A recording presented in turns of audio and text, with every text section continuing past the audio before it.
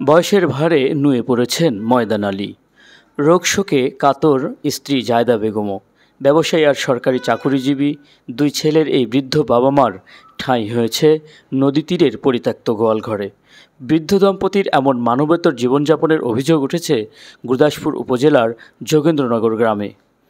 সব কথা মিথ্যে। বছরখানেক হলো গোয়ালঘরে আশ্রয় নিয়েছেন বৃদ্ধ বাবা মা ময়দান আলী ও জায়েদা বেগম। বাবা মার এই সরল স্বীকারোক্তি শুনে খেপে যান ছেলে রবি। বৃদ্ধ দম্পতির গোয়ালঘরে থাকার এই খবর সামাজিক যোগাযোগ মাধ্যমে ভাইরাল হলে নড়ে চড়ে বসেন ছেলে রবি ও জাহাঙ্গীর। বিভিন্ন মাধ্যমে প্রকাশিত সংবাদকে মিথ্যা দাবি করেন তারা। তবে বৃদ্ধ বাবা মার গোয়ালঘরে থাকার কারণ ব্যাখ্যা করলেও তাদের প্রতি অযত্নের অভিযোগ মানতে নারাজ ছেলে রবিউল করিম। তখন আমাকে বললো, বা তুমি আমাকে ওই ঠান্ডাতে বাতাসে নদীর ধারে হচ্ছে আমার গোয়ালটা, 2 বছরের আমার গরু নাই ওই গোয়ালে পাকা করা, ওটা একটা হাউস করা আছে। তো আমার আব্বা 8-10 বার পেশাব করে। তো বললো, বা আমি ওটি পেশাব করবো আর রাত্রিতে এসে বাসাতে শুয়ে থাকাবো। তা আমিও তাই করি। এবারে ওই জায়গাত নিয়ে যা সকাল বেলা খাওয়া দাওয়া নিয়ে যা, ওটা একটা খাট পাইরে দিছিল, ওই খাটের উপর যায় বসে থাকে ভর দিন।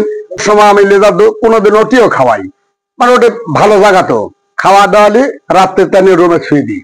এখন খুব করি কালকে আগামীকাল আসি কয়েকজন 8-9 সাংবাদিক, আমি 2 জন আসছিনি খালি, ওই 2 জন আসি ছবি টবি করিলে আব্বাই বাতাসে বসে আসলো, আমার মা আসলো না, মা পরে আইছে, মা আমার মামা পরে আইসে কিভাবে কি করি, মুরব্বী মানুষ তেরা সুদ করলো, যা কয় হয়, যা ওটা 6 মাস হলে আসতে পারি।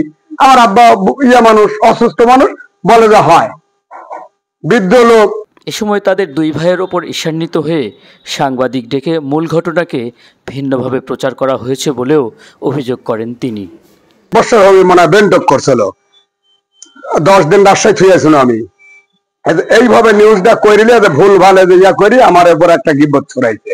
নিজেদের ইচ্ছাতেই ছেলে গোয়ালঘরে চৌকি পেতে দিয়েছেন বলে জানান বৃদ্ধা মা জায়েদা বেগম।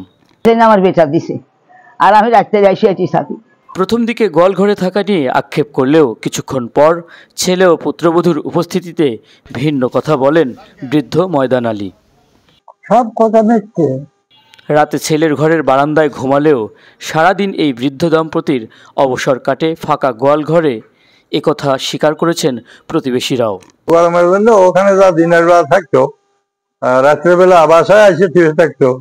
ওই গরম লাগলে পরে ওই গোয়ালঘরে থাকে, তারপর আবার নিয়ে আসি ঘরে শোয়া যায়, ভাত টাত সব কিছু দেখাশোনা করে রবি।